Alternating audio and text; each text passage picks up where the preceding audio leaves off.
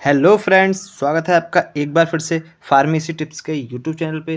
तो फ्रेंड्स, आज का जो हमारा नया टॉपिक है वो ये है कि वीर्य बढ़ाने की जितनी भी मेडिसिन्स हो सकती हैं वो इसमें हम डिस्कस करने वाले हैं। और जो आपका वीर्य पतला होने का क्या कारण है उसके भी सारे रीज़न इसमें जानेंगे, इसके क्या क्या साइड इफ़ेक्ट हो सकते हैं और वीर्य बढ़ाने के लिए आपको कौन कौन सी दवा लेनी चाहिए जी। ठीक है, तो फ्रेंड्स सबसे पहले आपको थोड़ा डिस्क्लेमर दिखा देते हैं जी। आपको कोई भी जो भी मेडिसिन है खुद की मर्जी से या आपको वीडियो देख करके नहीं लेनी है, क्योंकि ये वीडियो केवल फार्मेसी स्टूडेंट और मेडिकल स्टूडेंट की नॉलेज को इंक्रीज करने के लिए बनाई जाती है जी।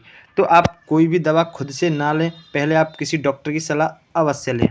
तो चलते हैं फ्रेंड्स, सबसे पहले हम बात करेंगे जी स्पर्म इंक्रीज मेडिसिन्स। ठीक है, जो हमारा टॉपिक है जी स्पर्म इंक्रीज मेडिसिन्स कौन कौन सी रहने वाली हैं। तो फ्रेंड्स पहले हम आपको बता देते हैं कि जो आपका स्पर्म होता है और एक होता है जी सीमन, इन दोनों में डिफरेंस क्या होता है इसके बारे में थोड़ा डिफाइन करते हैं पहले।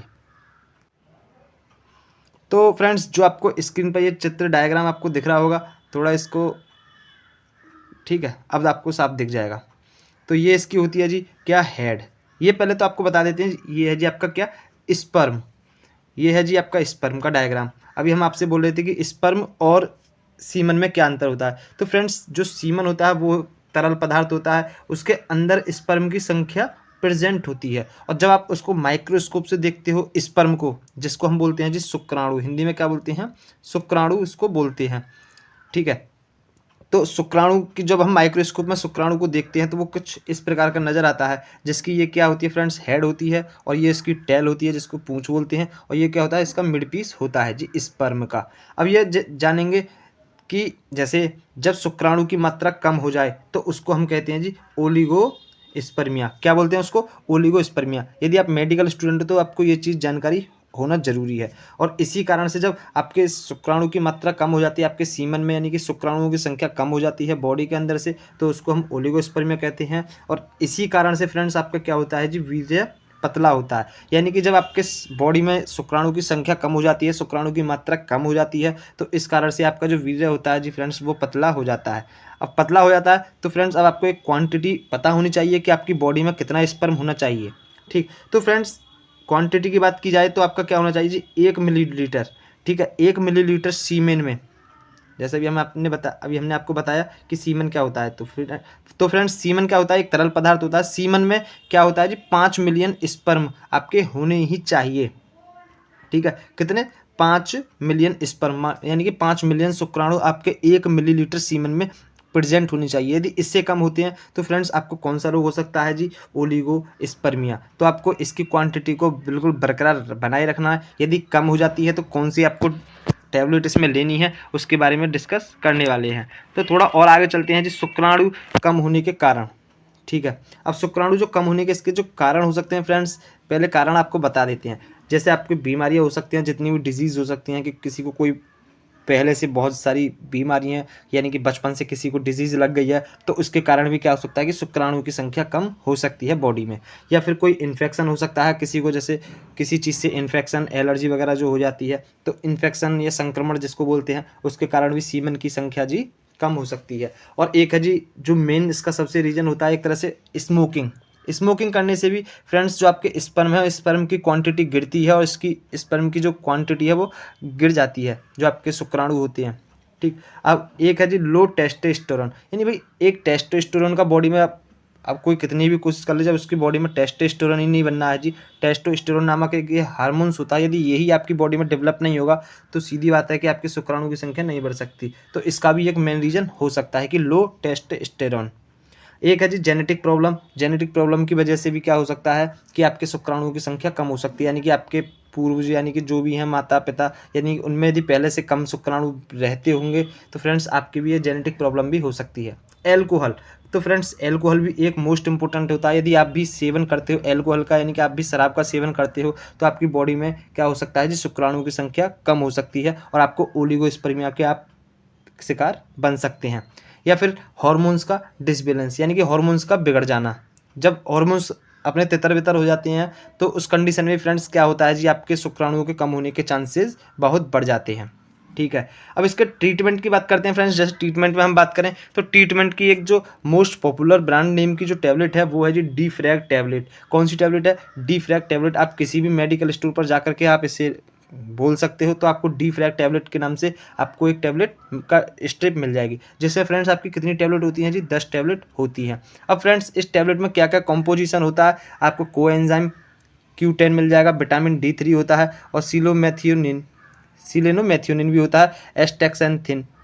ठीक है, ये इसमें कॉम्पोजिशन होते हैं कोएंजाइम Q10, विटामिन D3, सेलेनोमेथिनियन और एस्टेक्सेंथिन। ठीक है, इन चारों में कॉम्बिनेशन से क्या होती है? डी-फ्रैग टैबलेट तैयार की जाती है। अब डी-फ्रैग टैबलेट में फ्रेंड्स क्या क्या होता है? यह टैबलेट क्या है जी? न्यूट्रिशनल सप्लीमेंट क्लास की दवा होती है। यानी कि आपने जो देखा होगा पोषण की जब बॉडी में कमी हो जाती है तो उस दवा को मतलब किस कैटेगरी में जाता है? Nutritional supplement class. तो ये उस क्लास में इसको रखा जाता है डी-फ्रैग टैबलेट को।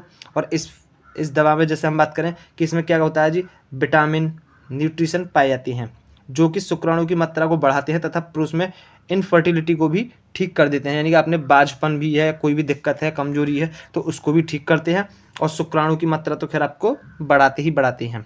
अब फ्रेंड्स इसको कैसे कैसे लेना है, क्या इसकी डोजेज है, तो आपने देख लिया होगा कि इसमें कितनी टैबलेट होती हैं जी? 10 टैबलेट होती हैं। अब तो थोड़ा डोज के बारे में भी इसका डिफाइन करेंगे, अभी थोड़ा बताएंगे डोज के बारे में। पहले इसके हम आपको फंक्शंस बता देते हैं कि इसके फंक्शंस क्या क्या रहने वाले हैं। फंक्शन में तो इसका जैसे मेन फंक्शन है जी, एक तो शुक्राणु की संख्या बढ़ाना यानी कि इंक्रीज स्पर्म काउंट, और इंक्रीज स्पर्म मोटिलिटी यानी कि शुक्राणु की गतिशीलता को भी बढ़ाता है। यानी कि जो इनकी गतिशीलता होती है उसको भी इंक्रीज करते हैं और शुक्राणु की संख्या को भी बढ़ाता ही है। और जो इसका तीसरा कार्य है फ्रेंड्स वो ये है कि जो मानसिक तनाव होता है, तनाव को भी ये कम करता है और कमजोरी को भी दूर करने में काम करती है ये वाली डी-फ्रैग टैबलेट।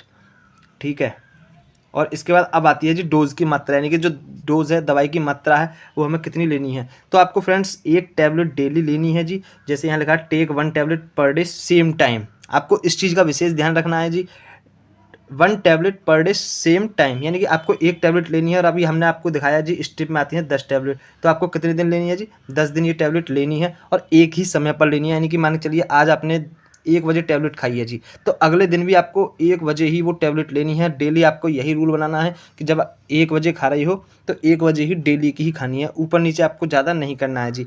अब बात करते हैं जी tablet should be taken after taking food, यानी कि आपको खाना खाने के बाद ही ये टैबलेट लेनी है। ऐसा नहीं कि आपने खाली पेट खा लिया जी या आपने खाना नहीं खाया और आपने डायरेक्ट टैबलेट खा ली, ये भी आपको नहीं खानी है। और do not take over doses. आपको ये नहीं कि भाई फ्रेंड्स आपने आज एक टैबलेट खा ली, चलो 1 बजे खा ली, या शाम को लगा चलो एक और खा लेता हूँ, ऐसा आपको कुछ भी नहीं करना। ओवर डोज इसकी नहीं लेनी है। और ओवर डोज में बात की जाए कि जैसे स्ट्रिप में 10 टैबलेट आती हैं तो आप सोचें कि मैं 20 दिन खा लेता हूँ, जल्दी मेरा स्पर्म की क्वांटिटी बढ़ जाएगी, तो ऐसा भी नहीं है। आपको केवल 10 दिन ही ये टैबलेट खानी है। 10 आती हैं स्ट्रिप में, बस आपको एक स्ट्रिप ही आपको ख़त्म करनी है, एक ही स्ट्रिप की पूरी टैबलेट आपको खानी है, उससे ज़्यादा आपको नहीं लेनी है। क्योंकि आपको फ्रेंड्स नहीं तो साइड इफेक्ट भी आपको देखने को मिल सकते हैं। साइड इफेक्ट इसमें क्या क्या हो सकते हैं, जैसे साइड इफेक्ट में बात की जाए इसके तो नोजिया वॉमिटिंग हो सकता है, यानी कि आपको घबराहट है, उल्टी, बेचैनी, ऐसे आपको लक्षण देखने को मिल जाएंगे जब आप ओवरडोजेज लोगे जी। या फिर आपको हेडेक देखने को मिल सकता है, डिजीनेस यानी कि चक्कर आना, या डायरिया, आपको दस्त की भी प्रॉब्लम इसमें हो सकती है। तो ये थोड़े से साइड इफेक्ट इसमें ज़्यादातर होते हैं, सभी दवाओं के होते हैं, तो आपको साइड इफेक्ट को नहीं देखना है। लेकिन आपको जैसे हमने डोज बताया है उसी हिसाब से आपको देना है, किसी पेशेंट को देना है या खुद को भी लेना हो तो आपको केवल एक टैबलेट पर डे और सेम टाइम, आपको बस इसी चीज़ को माइंड में सेट करना है जी भाई, सेम टाइम ही आपको ये टैबलेट लेनी है। ये इसके फ्रेंड्स साइड इफेक्ट हो गए। अब बात करेंगे कि किस मरीज़ को ये दवा नहीं देनी चाहिए, यानी कि किसको नहीं लेनी चाहिए। तो इस कंडीशन में फ्रेंड्स जो आपके पेशेंट होते हैं जी, किस मरीज़ को नहीं लेनी चाहिए, यानी कि किसी की किडनी फेल है, या किडनी की किसी को प्रॉब्लम है, या पुरानी कोई बीमारी है जी, किडनी के अंदर की कोई भी समस्या है, या लीवर की कोई बीमारी हो किसी पेशेंट को तो उसको भी नहीं लेनी है। किडनी फेल हो उसको भी नहीं लेनी है। या कोई पेशेंट आपका हार्ट पेशेंट है कोई, यानी कि किसी को दिल का दौरा पड़ता है या हार्ट के रिगार्डिंग कोई सी भी बीमारी हो सकती है A to Z, उसको भी नहीं लेना है। यानी और जो चौथे नंबर पर फ्रेंड्स वो है जी ड्रग एलर्जी, यानी कि इस दवाई से यदि उसको एलर्जी हो रही हो किसी पेशेंट को तो भी उसकी दवा को रोक देना। यानी किसी ने 1 दिन 2 दिन दवा खाई फिर उसको दिख रहा है जी मुझे एलर्जी हो रही है या कोई साइड इफेक्ट ज़्यादा देखने को मिल रहे हैं, तो उस कंडीशन में भी आपको क्या करना है, ये दवा बंद कर देनी है। यानी कि आपको दवा से कोई एलर्जी हो रही हो उससे, या हार्ट डिजीज़ हो यानी कि हृदय पेशेंट, या लीवर का कोई भी लीवर की बीमारी हो या किडनी फेल हो, इन पेशेंट को फ्रेंड्स आपको भूल कर भी ये टैबलेट नहीं देना है। तो फ्रेंड्स आशा करता हूँ ये वीडियो आपको पसंद आई होगी। वीडियो पसंद आई हो तो वीडियो को लाइक कीजिए और ऐसी ही मेडिसिन और फार्मेसी से रिलेटेड और वीडियो पाने के लिए चैनल को सब्सक्राइब करना मत भूलिए। और फ्रेंड्स कमेंट में ये ज़रूर बता दीजिए कि जो आने वाली और वीडियो में आप किस टॉपिक पर वीडियो पाना चाहते हो, किस बीमारी पर या किसका आपको ट्रीटमेंट चाहिए, किस बीमारी का ट्रीटमेंट के हिसाब से आपको वीडियो चाहिए, जिससे कि हम उस टॉपिक पर जल्दी से जल्दी वीडियो आप सभी के बीच में ला सकें।